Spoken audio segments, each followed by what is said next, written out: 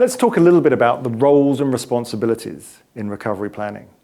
It's always key to remember that the bank is responsible for producing its recovery plan and eventually to initiate the options in the recovery plan.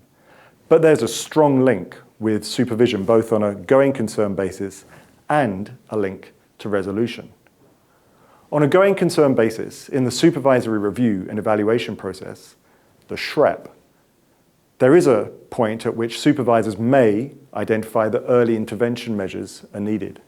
Amongst the different choices for early intervention, activation of some parts of the recovery plan is something that may be discussed with a bank. And the link to resolution is equally interesting. If a recovery plan has been initiated, but the options that have previously been identified and agreed are not working, it may be that supervisors identify the bank as failing or likely to fail, at which point engagement with the resolution authorities becomes key. And of course, for cross-border banks, we need to reflect on the different roles of home and host supervisors.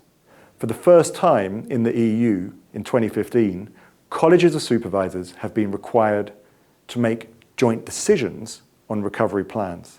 That means the home and the host supervisors get together, talk about the plan, look at its governance, look at the different options, look at the indicators, look at the scenarios, and eventually come to a joint decision.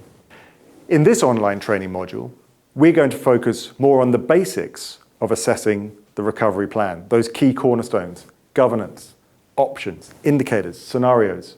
But you can read more about the joint decision process in the course material.